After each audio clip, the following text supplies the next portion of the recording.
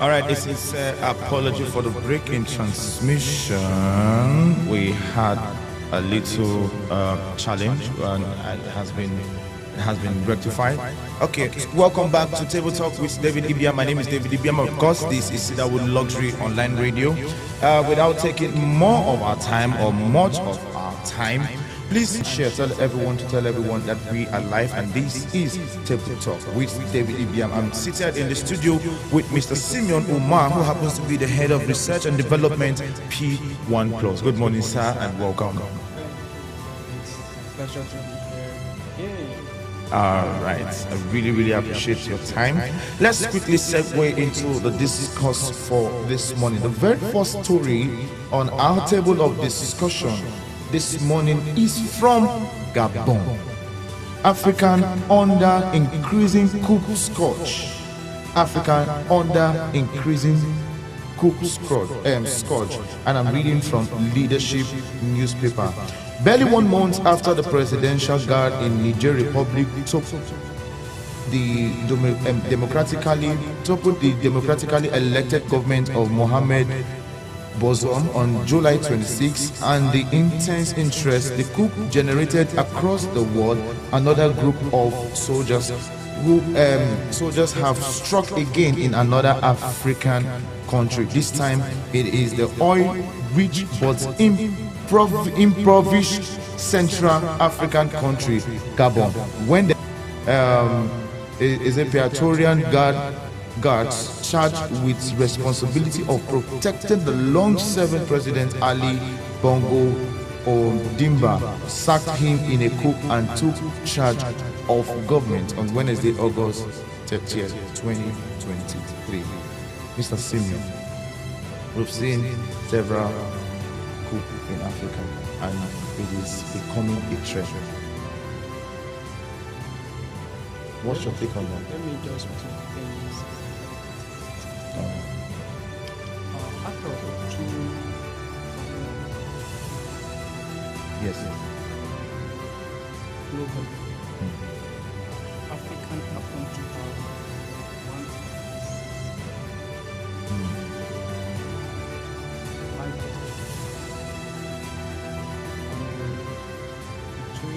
in this area.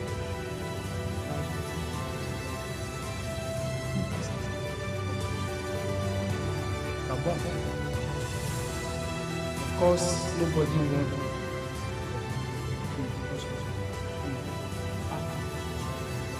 operations, but it is now becoming so much.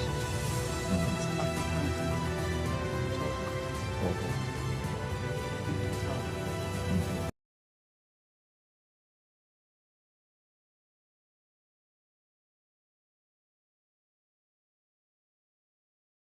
Issue. Yes. Especially in a democratic system of government, Yeah. when corruption, insecurity, and some other social crisis Yes. in the country. The military, they don't just take over a government. They must have been studying the system for over a decade or for a good number of years. And if there is no any improvement, they will have no other choice than to protect the integrity of that country. And that's why we're having this. And I'm afraid because it is becoming a trend. It's becoming a trend. So the African leaders, especially the ECOWAS, AU, and some other organizations that are working together to ensure that democracy in Africa is sustained, we need to begin to address certain issues. And that is the issue of leadership. Yes, very true. When there is issue at the top, then the bottom would react. Yes, will react. And when people are pushed to the wall, too much, expect them to enter the wall. Yes, they will face you. Yes, exactly. They will face you. So we need to begin to address this security, leadership failure, and they also need to begin to address some critical economic issues. I'm just praying or believing in God that this will not spread across Africa. if you look at the Francophone countries, yes, Burkina Faso, Guinea, Chad, Mali, these yeah, are the countries that, they've been having security challenge. yes. The governments are not really paying attention to the need of the citizens. And if that continues to happen, then the military will have to react. Now, looking at the economic situation in Nigeria,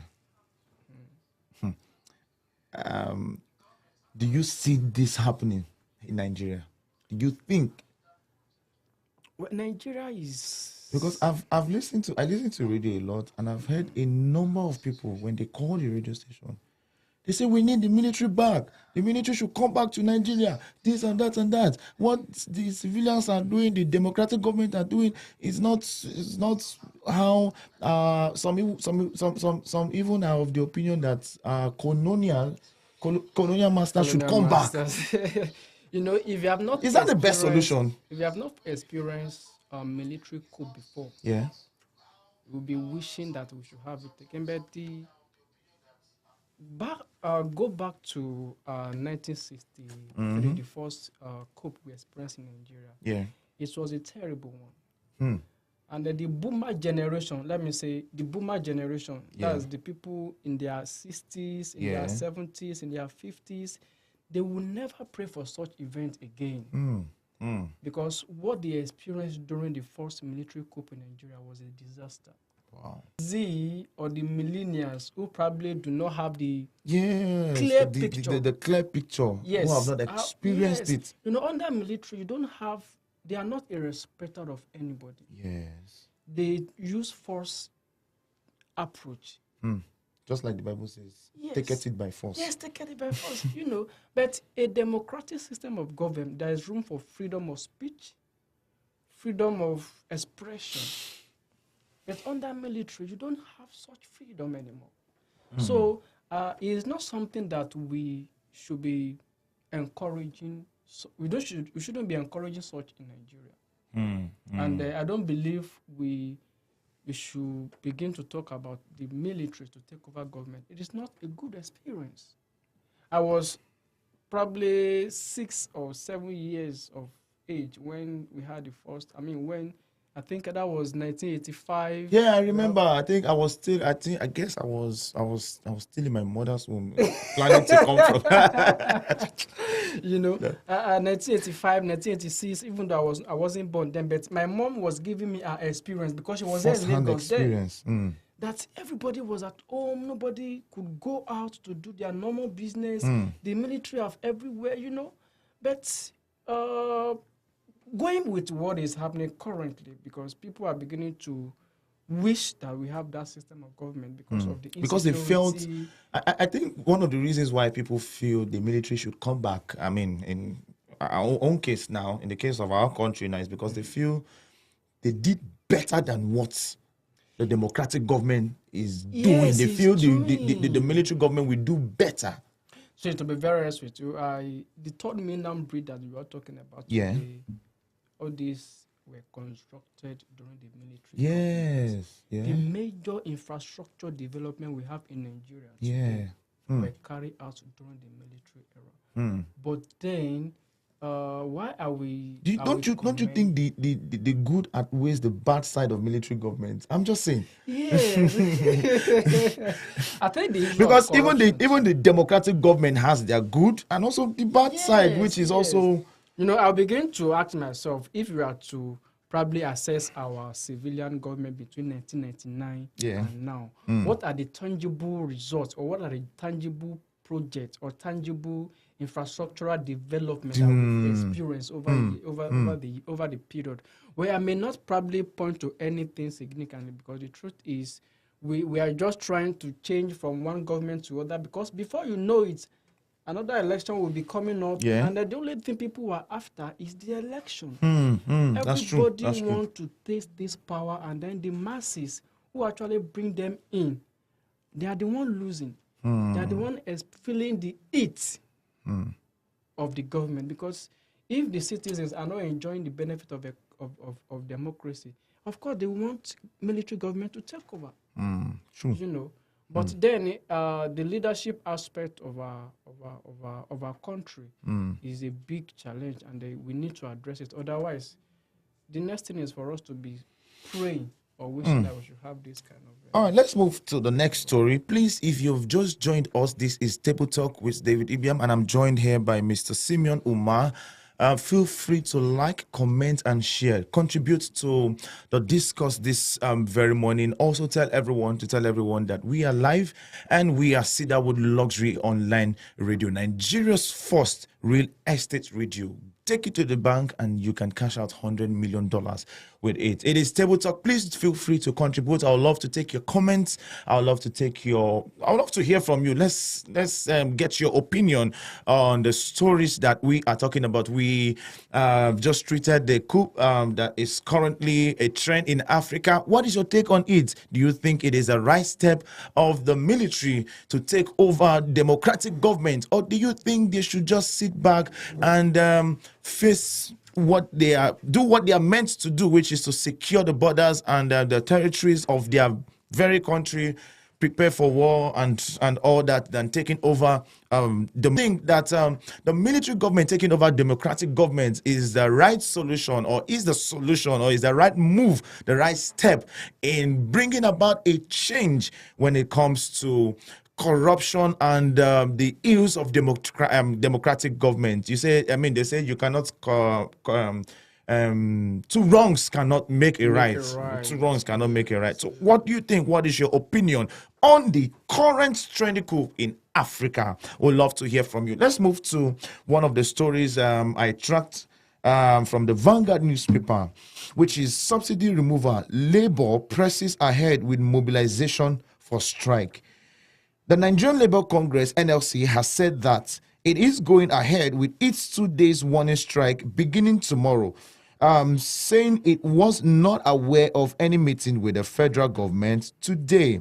A top official of the NLC told Vanguard yesterday that as of the press time, there was no invitation from the government for any meeting, aiding that the industrial action was instigated by state councils and industrial unions. However, the Minister of Information and Orientation, Mohammed Idris Magaji, said the federal government is in discussion with Labour over planned strike. He said that the Minister of Labour and Employment, Simeon Lalong, met with the leadership of the NLC on Saturday, aiding, "We are very hopeful that the strike may be averted." The minister said the government will continue to appeal to organized labor to see the reason and the efforts of government in improving palliatives through state governors and the conditional cash transfer program.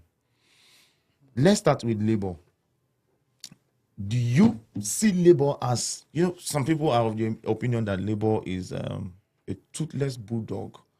They only know how to shout without taking actions. There has been several strike threats and all that over and over again, and we've not seen anything. Is labor really living up to its expectation? I believe one of the things we need to know about labor is the fact that they are the backbone of any economy. Yes. And when it comes to strike, anytime there is strike in the country, it leads to loss of revenue. And when government policies are not favorable, labor should be the first reactors. Yeah. One of the first reactors. And we've seen over a period of time when they issue out a warning that they'll be embarking on a strike, and the government will invite them for a discussion, and before you know it, they will strike them. Yes. Where they have a good effect anytime they go to strike, because the government even will feel the impact of the strike. You know? But then I've not really seen any significant improvement, despite the fact that they embark on this strike. I could remember the last strike they wanted to embark on, and the government invited them for a meeting, and after the meeting, everything was ironed out, and before we know it, everything went back as normal, even though there were promises during that meeting, and which of those promises has yet to be fulfilled, we We have the inflation, which is currently above 33.3%, and then the unemployment rate, which is also increased, even though they've tried to. They said if you're working for 1 hour, you are employed. So the current. So as it is now, after spending 1 hour here, automatically we're employed. You are fully employed. You are fully employed. And the wheelbarrow pusher. Yes, they're also employed. I mean, the agberos. I mean. So if you're out there, you've worked more than 1 hour, I don't want to know the work, even if you've washed your plates, you've swept the house, you wash your clothes. As far as you've done that work for 1 hour, my brother, my sister, you're employed. Yes, but the truth is that there are things we need to begin to consider when it comes to this strike of a thing. Yeah. You know, and the fact that the government will be losing some revenue as a result of this strike, it is also good to let us know that there are some effects that this strike will probably produce. And you know, government needs to just rise up to its responsibilities. Yes. Because when people are back at home doing nothing, they should also feel that the government too is losing revenue. And of course, they may not have all their requests 100% gotten or achieved, but then they should find a way to relate with government in such a way that they will get to an agreeable platform for them to address their challenges. I think that's what I have to say regarding. Now, still on the fuel subsidy and the strike by NLC, TUC snubs LLC strike call. Senior civil servants will not join the call by the Nigerian Labour Congress. It was learned yesterday. The Senior Workers Umbrella Organization, the Trade Union Congress, TUC, decided at its National Executive Committee, NEC meeting yesterday in Abuja that it would continue with dialogue with the government to ease the pain of petrol subsidy removal. A senior figure told our correspondent, I'm reading from The Nation this time around, told our correspondent, the NLC on Friday announced that workers will go on a 2-day warning strike tomorrow and Wednesday. Its president, Joe Ajero, said the decision was taken at its NEC meeting with possibility of a total shutdown after 14 days. Then the TUC arose. This is just me paraphrasing now. The TUC also is a NEC member said the union reasoned that the planned strike is premature. The TUC feels there is no need to embark on a strike because we are still discussing with the federal government on the issue of palliatives for workers. He said in states such as Ogun and Niger, labor leaders ruled out the possibility of joining the strike, while in Oyo and Sokoto, they insisted on a work boycott as directed by the NLC. TUC and NLC, why are they in the disagreement? Why are they not in... That this adage that says a house divided by seven will not stand.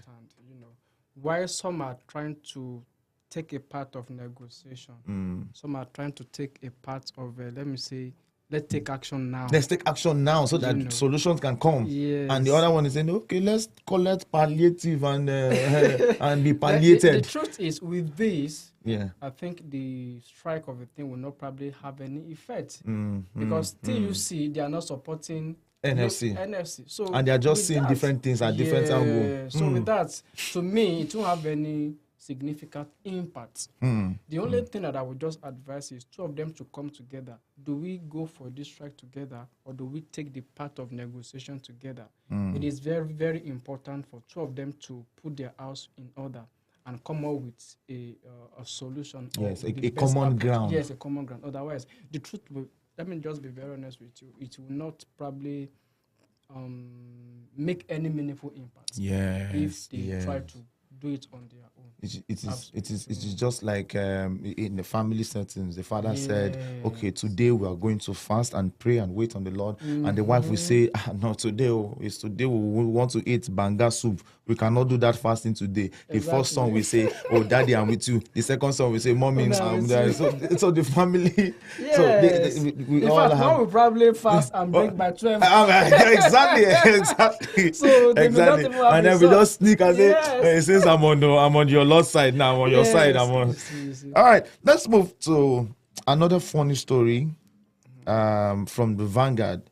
Mother beats son with hot water for bringing girlfriend home. Oh my God. Okay, let me just take a paragraph from the story. The woman was said to have boiled water. The woman. I think one of the things I've come to probably learn is emotional management. If you are not a kind of person that manages your emotion, you begin to overreact to certain things. Yeah. You know, I read a lot when it comes to emotional management. We have emotional intelligence. Yes. We have social intelligence and some other things that relates to human behavior. You know, even if your daughter or your son rather has been doing it consistently, that this Yoruba adage that says cutting of the head is not the medicine for the headache. You won't say because you're having a headache, then the next thing is to cut your head off. That's not the solution. If you can, there's also what I call stick and carrot approach. If the stick is not working, then why can't you use a carrot approach? Why can't you call your son and talk to him? My dear son, yes, I want a better life for you. But this is the route you are taking currently is not really okay. You know, you need to begin to talk to him in a language that he will understand. And there are several ways you approach a young teenager. Because at that very moment, that very stage of their life is a time where they want to explore. They want to explore. They want to know many things. If you tell them 1 + 1 is 2, they want to know why 1 + 1 is 2. Now let me be very honest with you. With what has happened now, it may damage the guy's let me say perspective to life. Yes, perspective. Yeah, exactly. And his emotional attachment to his mom. Yes, and he will begin to look as if, I think my mom doesn't want this for me. I think I will begin to. And as a parent, you need to exercise a lot of patience. While relating or while nurturing your children. Their own period or era is not the same. Different. Yes, it's very different. The way you will relate with Gen Z is different from the way you relate with millennials. Because they are coming from different generations. Yes. Some people grew up about learning how to use laptop or let me say system. Yeah. Some people, the moment from their womb, the moment they come back to life, they know how to they know how to operate these things even before you teach them. Yes. And there's some children, 2 or 5 years, they know how to use phone. Yes, you don't very need to true, teach very them. true, very true. So very we true. need to understand the demography or the generation that these the times has changed. Yes. And it is one thing that parents should also take responsibility to upgrade. Absolutely. They need to learn. Yes. They need to know that, okay, yes, this is a different generation. This is a different time. Now, let me share you my own personal story. While growing up, anytime I do something wrong or did something wrong, my mommy would beat hell out of me. Hell will come out like I'm telling you. But the truth is, that beating will not solve the problem. Exactly. Because what I concluded in my mind was, it won't be more than beating. Honest. But then my mom say, Simeon, this thing that you are doing is no good. Consider that I your parents, this is how we grow up, this is what we do. And so anytime I have free time, I will just sit down and I'll begin to bring those thoughts back to life. Simeon, you don't need to do this. I think we need to get to a level that we need to have interactive session with our children. Yes. And not using this kind of approach. It's not really okay. Honestly, it's not really okay. From my own understanding, or let me say, assumption or opinion, so it's not a good. It says here that the woman saw the boy in his room with his girlfriend. Instead of cautioning him verbally, she decided to drench. An eyewitness, Dauda, said when Vanguard visited the residence of the Babane Many sympathizers were seen at the scene, with many scolding the woman for her action. Yes, that's overreaction. And that it will cost the parents because they will pay the medical bill. And then the child will be there probably for 1 or 2 months before he recovers. So it is we need to begin to assess the consequence of our action even before we take some And then action. you hear some parents say, I will beat you if you faint. I will carry you go hospital, treat you. Of course, I was that opinion before. Because anytime my younger ones offend, I say, I will beat you and I will carry you go hospital myself. Who will pay the bill? But I've come to realize that beating or shouting is not really the best approach There are different ways to handle. My mom will say, if I beat you, you go ask me whether I'm born you. All right, let's move on to another story from the Vanguard. Ridiculous economy. Many Nigerians now go for broken piece of roasted corn. I don't want to say something. Someone said something funny this morning concerning this corn. You know this. You know what I'm talking about? The corn. Corn. So let's. We must eat this corn together. And funny enough, do you prefer roasted corn to cooked one? For me. Well, growing up, actually, I don't like cooked corn. Okay. I prefer roasted corn. Till now, you prefer roasted corn? Yes, till now, I still prefer roasted corn. The scent of roasted corn can be very tempting. Yes. Well, there is this thing I actually ate about cooked corn there. Yeah. Is it their air or something? You'll be pulling it off before you even take the corn. But the roasted one must have burnt everything, and all you need to do is to just. And I enjoy taking that corn with what's it called now? Coconut. Yes. But for me, I prefer the cooked corn, and this is my reason. Okay, while growing up, I ate roasted corn. Now that much I'm grown, I know more.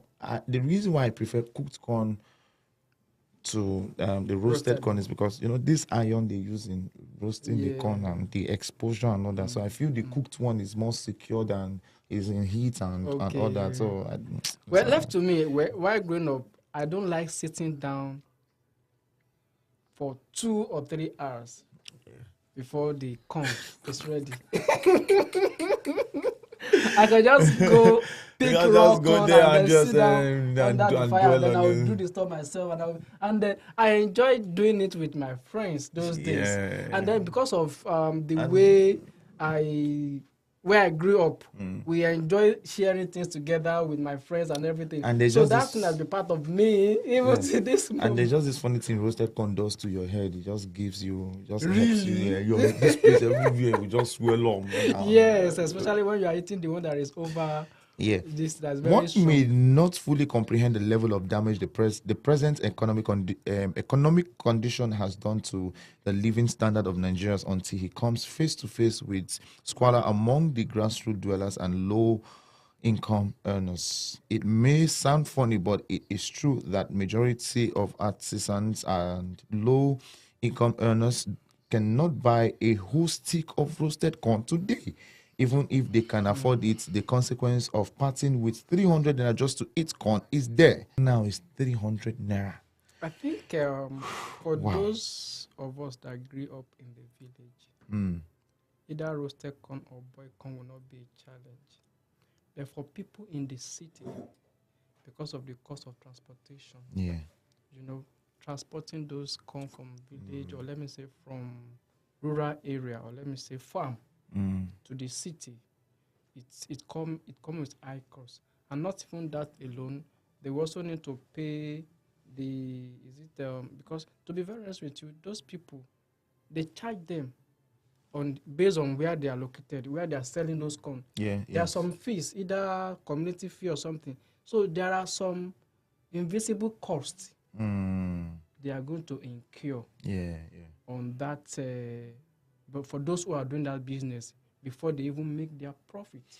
So the cost, most especially transportation, at the rate of 100 naira before, they are now probably spending 250, 300. The last time I bought, because along LBS, I usually buy corn there. In fact, next time we buy corn. they have both roasted and and the cooked one. Yes, cooked one. So last year when I bought, if I buy, let's say for instance 500 naira, I can have about 3 or 4 sticks.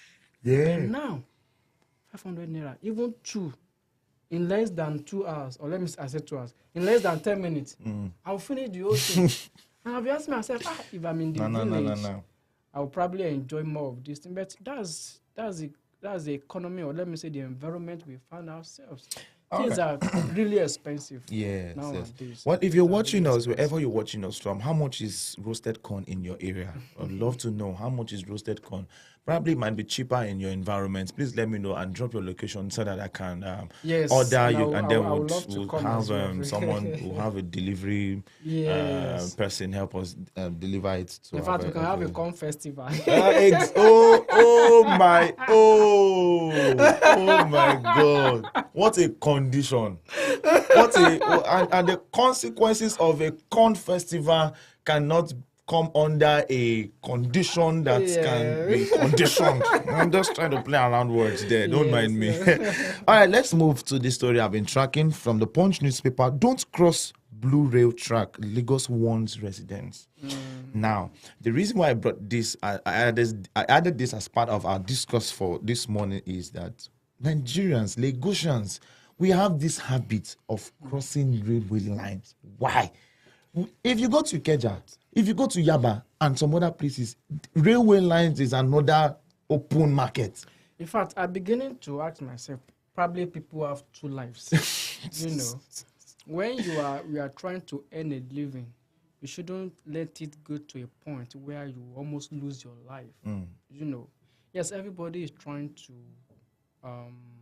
have a better life. Yeah. They are trying to see how they can earn their daily bread, but not at the risk of standing at the... Doing it close to the rail line. Yes, and the fact that these things are fenced and these things has been destroyed, vandalized, and the truth is, I think governments also have a lot to do. Yes, I think we need law enforcement agencies on. Yes. Government need to try and see how they can probably set up a group of let me say security that will be probably just build a long strong fence. It is to be capital intensive. Yeah. If government should embark on building a barricade, no. The only thing they can do, we have law agencies. Yes. Everywhere.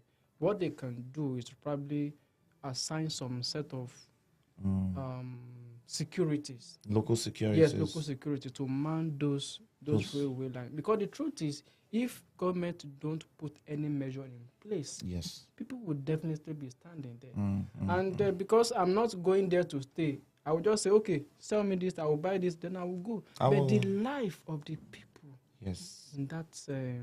even the people themselves, they are not conscious of their own life. They are not. They will say, we pray that nothing will happen. No, precaution is better. You don't need to... You remember what happened the other time where the rail, a train clashed with a BRT bus? I mean, come on, this is... No. We shouldn't begin to trade our life because of what we are going to eat. I can't even imagine what that bus driver was thinking that day. We tried taking risks on unimaginable risk, honestly, because I won't say because you imagine it from your mind that before this thing gets to me, I will cross. But it's not always like that. Yes. You don't know the speed at which this one is coming, and then because the speed you will need to cross before it gets to the point where you are. So we need to begin to avoid some risks that are not worth taking. I was at Oshodi some weeks back after a very long time, and I saw the new pedestrian bridge, and I was like, they built pedestrian bridge for Oshodi. And you see people crossing the road, the pedestrian bridge is just there. Yes, and it's not nice, honestly. We need to begin to take our life as something that is valuable, something that is very important to us, not at the risk of, okay, let me just do it and then I will sort it out afterward. It's not really nice. All right, please, we'd love to take your comments. We'd love to take your comments concerning any of the stories that we've talked about so far, concerning any of the stories we've talked about so far. Even after the end of this session, let's keep the conversation going. Let's keep the conversation going. Let's go to Ondo State from the nation. Pupils' performance to determine teachers' promotion in Ondo. So now, if you're a teacher, permit me to go local. If you're a teacher and out of 10 pupils in your class or 20, only 5 or 10 is doing very well, promotion is not sure for you. But will this not now make teachers to cheat or change results in order to get promotion?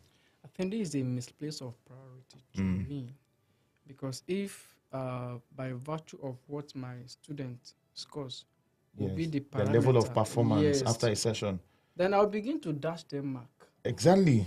I mean, I need to be promoted. I can't remember here. If you know no book is your problem. Yes. Okay, if you are looking at the student performance before you promote them, what are the processes? The class teacher must prepare a lesson note. Yeah.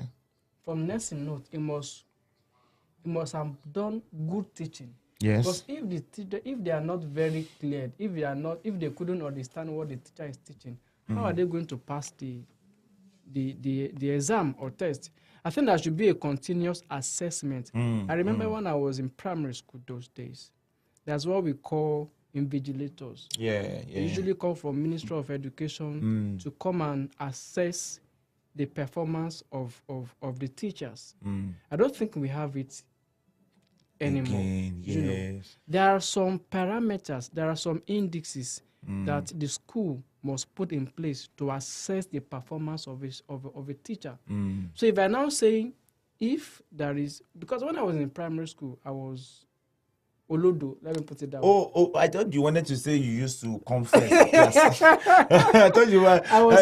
When I was in primary school, the next thing I was waiting for you. I used to come first in class. Well, I used to come first from behind. Oh, okay. So when everybody turns about, you be the one in front. I'll be the one in front. So if you want to use that parameter, I will just go and meet my teacher. See, your success is attached to my performance. You know, but we need to begin to consider some other indices. Okay, if we have 7 students in the class, for instance, own best, to teach, to rate, and then to also test the performance of the student. Let's now say, from all indices, of course, the result determines what actually, the result will determine how good a teacher is. Not that is also true, but then we should also need to look at the average performance. No criteria for promotion. They'll begin to cut corners. Exactly. And then the level of, let me say, student performance. They won't even read again because they know that this teacher. Our teacher wants to be promoted. Yes. And they will relax. Students will not probably read to pass exam again. They will only read because they know that their teacher will probably give them something. The teacher wants to be promoted. Yes. So he has no option. Yes, he has no option than because if your success is attached to my performance, then we'll be doing 5 and 6. I'll go and meet my teacher. Esa.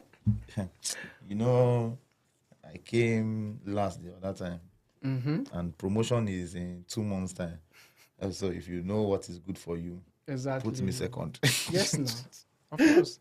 And it will affect the performance of the student even after after school, after primary school. Yes, it will affect them, honestly. And the government needs to probably find other means to assess teachers' performance for promotion rather than considering it from the student performance. All right, let's move to the next story we have on our table of discussion from the New Telegraph. Organ harvesting or negligence. Boy's intestine vanishes after surgeries at Lasuth private hospital. Organ harvesting or negligence. Boy's intestine vanishes after surgeries at Lasut Private Hospital. Doctors can't explain how my 12-year-old son's organ got missing. Mother. The boy was mutilated. Intestine removed at private hospital, says Lasut CMD. Organ intact when we referred patient to Lasut. Now, there is a shocking and disturbing occurrence between Lasut and a private hospital, Obitox, in which a patient's small intestine disappeared without trace. The two hospitals have denied knowledge of what happened, while Lasut claimed the patient's intestine was mutilated and removed from the private hospital. Obitox insisted that the boy's organ was intact as at the time of the referral. The question now is, who removed the small intestine? And for what purpose? Is this the case? Is this a case of organ harvesting, which is a crime against humanity and violation of fundamental human rights of an individual? This is very, very, very, I don't know the word I want to use now. This is really surprising. This is sad. This is disheartening. See, to me, I think the human life is no longer. People don't pay premium. They don't. You don't really consider human life as something that is important anymore. You know, we've come to a level in Nigeria that we don't see life as something that is, especially in the hospitals today. They don't see their patient as somebody or as something they should give a total attention or total commitment to. They treat patients as if they are worthless. They don't give that attention. And I'm not really surprised with this, because this is just probably one of several. Yeah, I heard while I was listening to the radio this morning, I think the presenter said someone also made mention of this same case of his small intestine missing. And it's worrisome. How is that possible? It's worrisome. You know that this... And the three hospitals that are concerned are pushing blame. Oh, they said, oh, this one treated for typhoid. They referred to this one. This one said when they came, it was intact. So it was... I think the government has a whole lot to do. The Lagos state government actually visited the young man in the hospital and rest assured him that investigations would be ongoing. He took responsibility for the hospital bills. I mean, a good one from the governor. But our hospital, government hospitals, private hospitals, the level of negligence. Yes, is very high. And that's why some people, they will prefer going abroad. Out. And I think they are also suggesting, recommending that they fly him abroad. I mean, is there a solution to this? Are they going to give him... I don't know how this... I'm not a medical person, so I don't know what they are going to do to this young man's small intestine.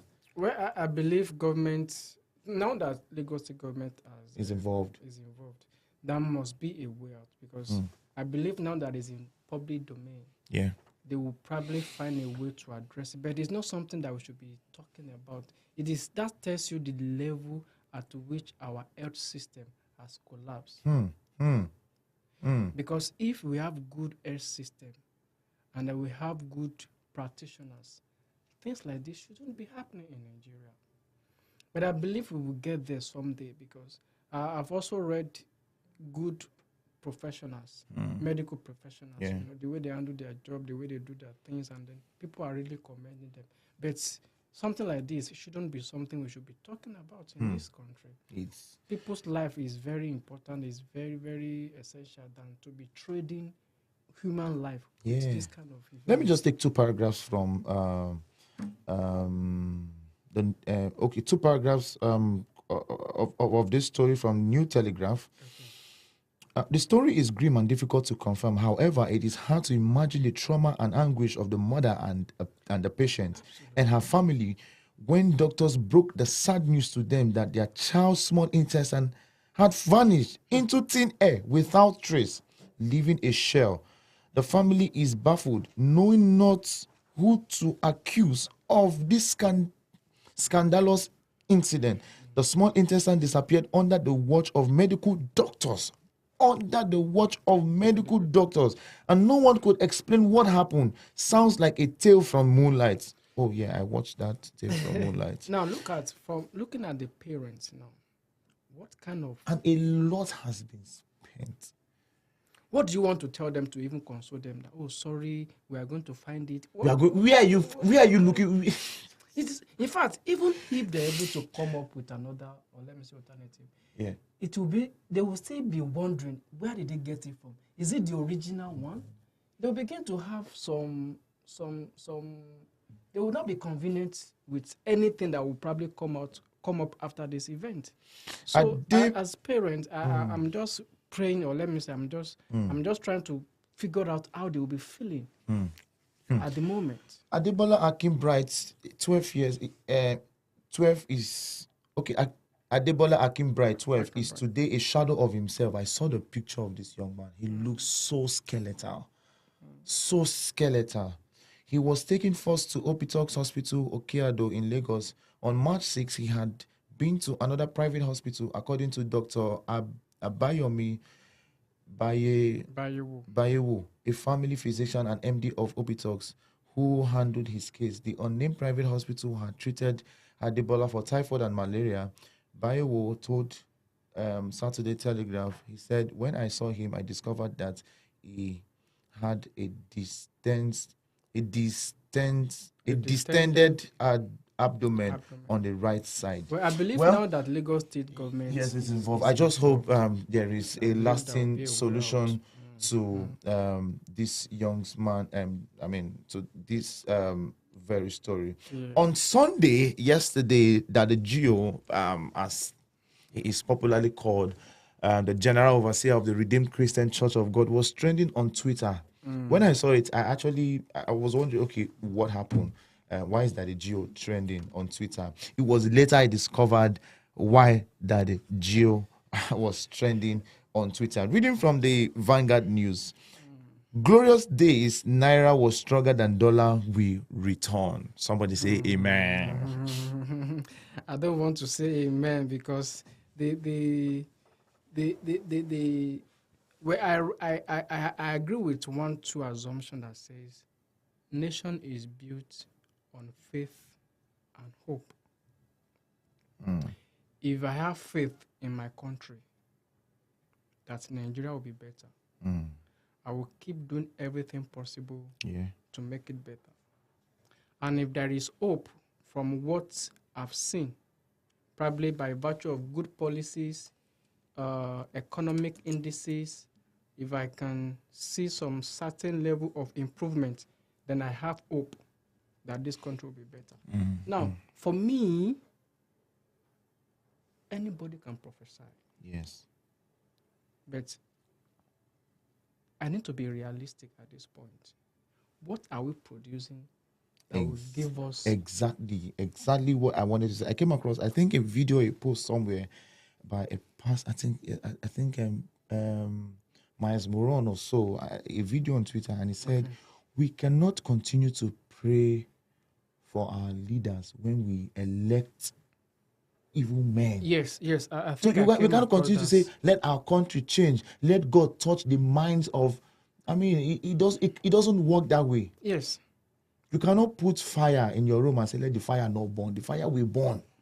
In fact, when this thing came up, people began to dug out the same prophecy, or let me say statement that he made probably years back, about 2 or 3, that Naira will be stronger than dollar. Yeah. But the truth is, it is possible, but yes, those are the hands of affairs. Yes. What are they doing to improve the value of Naira? At the moment, 70% of what we consume in Nigeria are imported. And then you say the value of Naira will go up. How? See, let's say, for instance, agricultural system of value chain is improving. Our exports is also improving. Yeah. Because we have a whole lot of things that will probably increase the value of Naira. Yes. Where, on the other note, because now that we are having breeze when I say BRICS, we are saying Brazil, Russia, India, and South Africa. This country, they are coming together to see how they can reduce the power of dollar. You know, so when this now India and China, they are no longer using dollar as a business transaction. Yeah. They are now using their currency, yuan. Yeah. I think so. They are using, so with that, the value of their currency, yes, will become go stronger, up, and then the dollar will reduce. Yes. So if, for instance, if these countries are trading with their currency and not using dollar, of course, dollar will probably begin to have, they will now begin to reduce their power, or let me say their strength. But currently, until Nigeria get to a point of production, until what we are giving out is more than what is coming in as imports, that is where we can now begin to talk about the value of dollar, naira, stronger than dollar. But the way it is now, where I still believe that anything can happen. But if you are to face the reality, and if government is not doing anything to make this work, we will continue to have this naira depreciation. And also, we should have responsible men and women at the helms of affairs. We should have responsible men and women up there that would make this a reality. Absolutely. People who are knowledgeable, people who has the hearts of the people, who has the mind for the people, who wants to see the nation change. Not people who are there, 95, if not 99% of people occupying one political seat or the other are there for selfish interest. I think what our spiritual leaders should be doing at the moment is to be speaking truth to the power. Yes. Let them begin to talk to the people. There should be the Elijah that should give warning. Exactly. That, these are the things we should be doing to make this country better. Otherwise, we won't get to where we plan to get to in this country. So it's very important we begin to address things the way they are. Our leaders should begin to see how they can begin to shift attention from consumption to production. All right, we have less than 5 minutes to bring this beautiful session to a close. And let's just take the second to the last story for our table of discussion. For our table of discussion this morning, Hollywood actor Nina Lowo announces separation from wife. And now the reason why I brought this to the table of discussion is because of there is an increase in divorce these days when it comes to marriages, especially among celebrities and established businessmen and women. What do you think I has know gone wrong? Nina Lowo very well. Bolanle Nina Lowo, yes. Yes, I've been watching his movies. In fact, there was a time I saw him playing with his little girl, his baby, and and the truth is they have been struggling on how to put their home together. We've also seen something like this from the popular Jennifer. Several others, and also this popular. Is it Noel? Is it Noel or Edochie or something like that? Yes. And several other ones. And sometimes women, they love attention. Yeah. And if you don't women love attention. That reminds me, the next session we'll be having is what do men want from women and what do women want from men? You don't want to miss that session. It will be coming up by 12 p.m. You don't want to miss that session. Yes, right, women love attention, and if you don't give them that attention they deserve, they'll begin to look for other means to get it. And from that perspective, men will begin to think probably this woman is trying to do some funny games with me, you know, and that is how all these things start from. So men we need to begin to give the women the attention they deserve. And at the same time, we need to begin to ask ourselves sincere question. Where are we? And where are we going to? Some families, they don't actually have time to talk together in the sit house. Together, yes. Because they are busy with their businesses, their career, and there's some other things is eating deep into their family life. Which There is a high level of negligence. Yes, absolutely.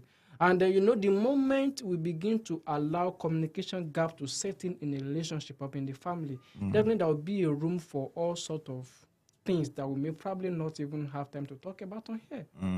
So it is very, very important that we take time to appraise ourselves as a family, especially the Nollywood actors.